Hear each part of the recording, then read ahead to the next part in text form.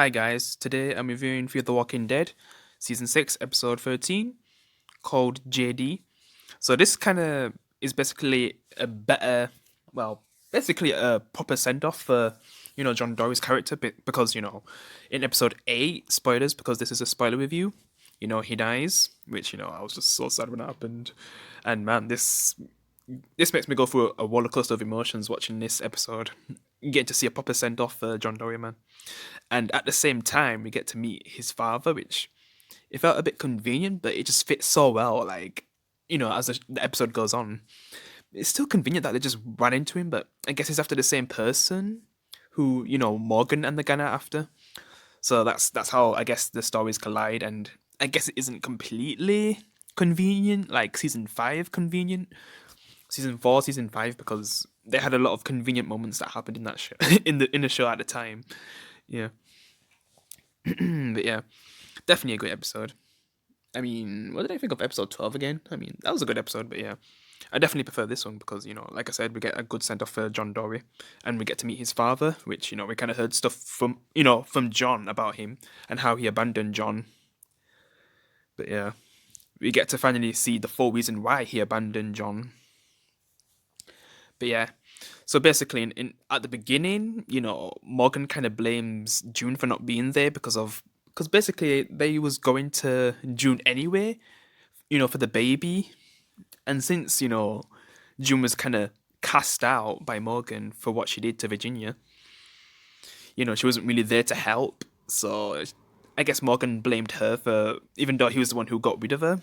I mean, for Virginia though, I mean, Morgan didn't want the rules to be broken, but he made those rules, and when June broke him, he just decided to get rid of her. So he couldn't really blame her if you think about it. But he was grieving, so it makes sense because like the baby passed away, Athena, in the last episode. Which yeah, I did say that was a good episode, but I definitely like this one more. But yeah. So then afterwards, I guess June. Well, basically, Dwight was watching everything that happened because he was on patrol. With the argument with Morgan and June, and he basically follows June, and he wants to be there for her because if it wasn't for June and John, like Dwight wouldn't even be alive. Like he probably would have killed himself in that car, and he would have never found Sherry again because he was ready to give up.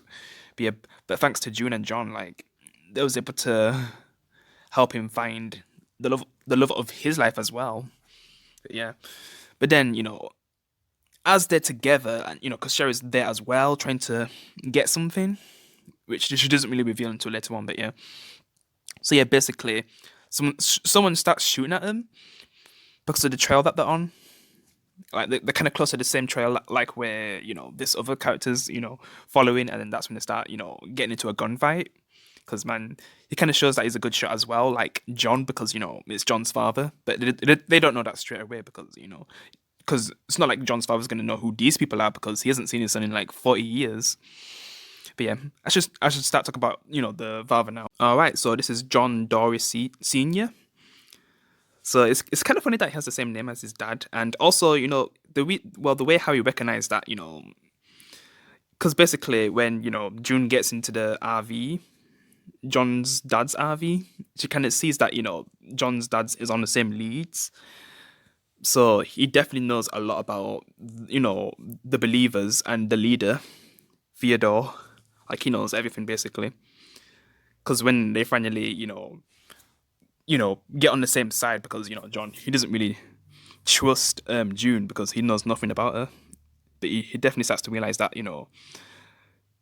like she has a connection to his son, because John's guns have been in like his father's family for like generations, like 6 generations I think, and it was all great shooters as well. Some of them been in the papers as well, and John definitely lived up to the legacy of that. Yeah. Especially in the apocalypse. And I guess John's dad is also kind of finding out things from June as well, because he abandoned his son when he was like 12. But I guess I'm gonna explain the full story why he abandoned his son. So basically, there was like some criminal who was doing something, and the only way his dad could stop him is basically framing him because he was going to do something that probably would have got a lot of people killed.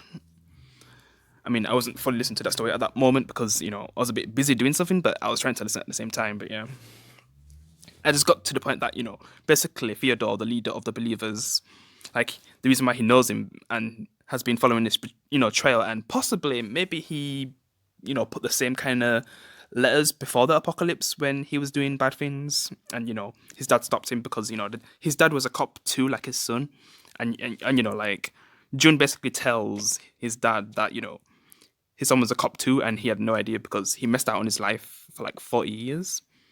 So John was like 42, 52.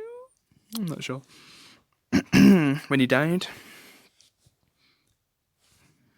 because he was 12 when the dad left, and he said he hasn't seen his son for like 40 years, but maybe a bit longer. Who knows? It's either close to 40 years or a bit over 40 years. But yeah, back to the story. So basically, Theodore is basically someone who John's dad, arrested before, and like I said, he planted evidence to arrest him. So, and then he started to feel, well, basically the town viewed him as a hero for arresting him, but they didn't know that he planted evidence to, take the criminal down, and then like what he did to the dad afterwards, it kind of messed him up because he didn't really feel like he deserved to be called a hero and stuff, and it just made him a bad father. And then it just gets to a point where he just leaves his family, his wife and his son John. Yeah. And he says basically that he did it so his son can have a better life, because he saw a light in John, like, which I've seen as well, like, and why he was like one of my favorite Theodore Walking Dead characters, if not one of my favorite Walking Dead characters at this point, because man, he was such a nice character, man. Yeah, it just sucks that he's gone, because you just see how everyone just knew how good of a person John was. And man, especially in that funeral scene, man. And we finally get to see the letter, because John wrote a letter before he died as well. But June didn't really open it straight away because she was still grieving and stuff. So it was going to be hard for her to read it, because it was really hard for her to move on as well. But when the father comes into the story, like, it definitely helps her out. And also the dad, like, for 40 years, like, he's been having this guilt for leaving his son and wife. But mainly he just did it because he didn't like the way how he was acting. Like, he was trying to make himself suffer by not being with his family, but instead he was kind of hurting his family at the same time instead of helping them. I mean, who knows what would happen if he stayed? But yeah, and man, June and John's father, like, they definitely have similarities of the things that they've done, like with what June did when she left people, and then what the father's done when he left his family. So they definitely have similar grievings and things that they've done in the past. So they just connect so well throughout the episode. Yeah. Right. So I'm just gonna quickly talk about Dwight and Sherry in this episode, because we definitely get a lot from these characters, and it seems like we finally get to a point where it was something that maybe we've all been waiting for, but because of what Sherry's been through and how much he's changed, like, I was thinking like, man, are they ever gonna get back together, like proper get back together?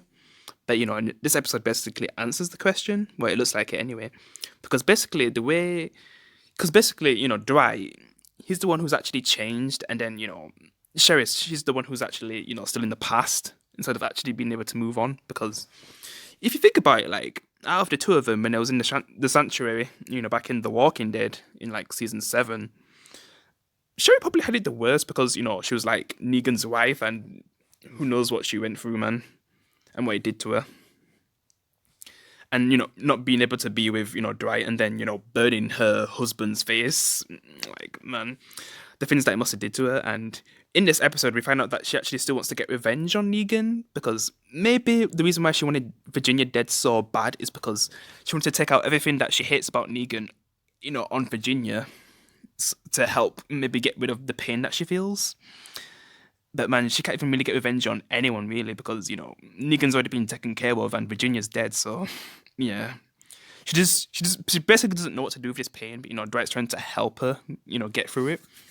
And it finally gets to a point where he's able to get through it, and they finally reunite. the proper way. Because when they first got back together, it was good to see them together again. But you could tell that Sherry's changed. She's not the same. Yeah. But yeah, this is finally the moment that we've been waiting for, where they're actually fully together again, and she's not, still hurting, and just everything that she's been through. But she just feels like she's not gonna be able to change like how Dwight has. Like he's been able to become the person that he used to be, and that the person that she loved.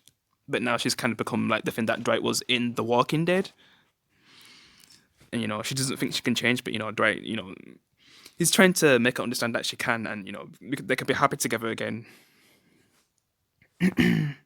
But yeah, also at the end, like June kind of gives the wedding rings that that belong to Sherry and Dwight, because June can see that they're back together again, and if it wasn't for June and John, like I said, they wouldn't be even be together right now, and that means a lot, and that's probably why they're also at the funeral as well.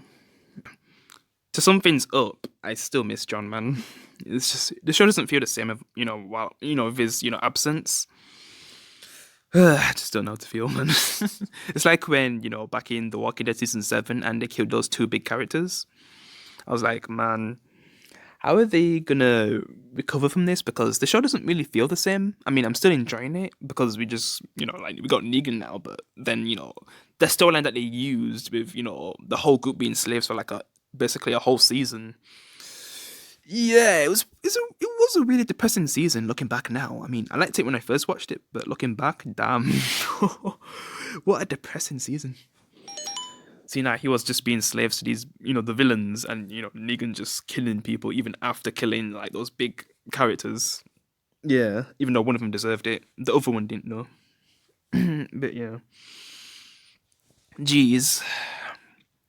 So it's kind of like that situation where there's like a big void in the show, like John was definitely the heart of the show, like how Glenn was for The Walking Dead.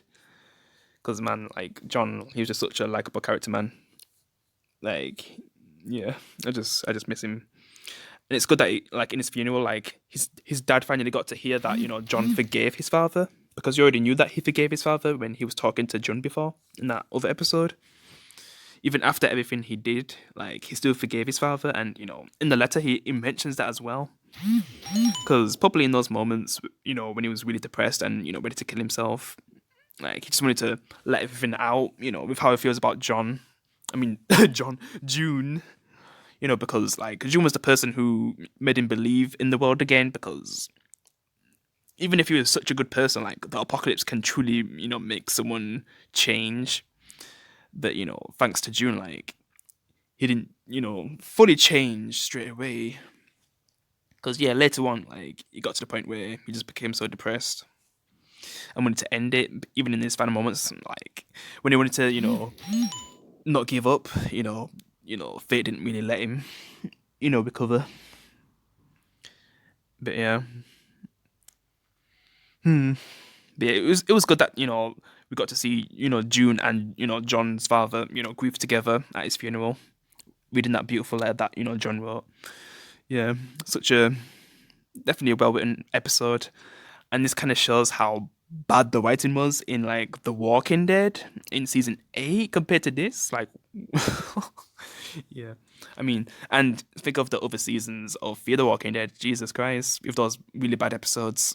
Yeah, that made probably a lot of people stop watching.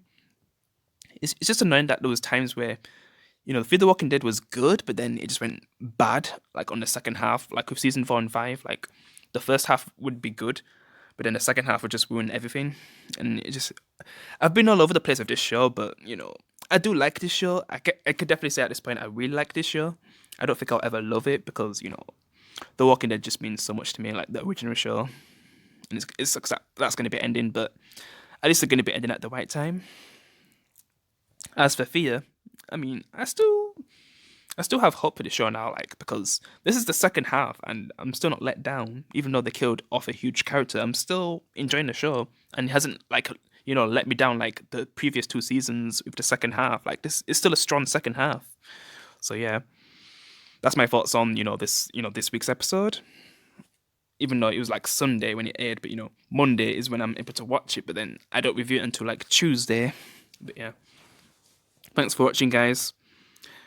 we got a really good, goodbye to John. I'm gonna miss him. I'm just happy that the characters have gotten to grieve now and they can finally move forward. Because also I forgot to mention one more thing, because basically there's a moment where John's dad gets shot by one of the believers, and he basically gets shot like right next to John Dory's grave, and it's just like, man, the irony in that scene. Because that's basically the same place where John died, and then when June was trying to save him, like it was already too late. But then this time she's actually able to save the father. So yeah, that's just crazy. Yeah, and you got to see like John's dad, getting to go back to his house, the cabin, because he used to live there. Thinking of all the memories, but yeah, just a good send off to John. I'll miss him. Rest in peace, bro. But yeah, guys, hope you enjoyed my review. I'll see you in the next one. Peace. One look, the heat is rising, and I've been cold for so long. One touch and we're igniting.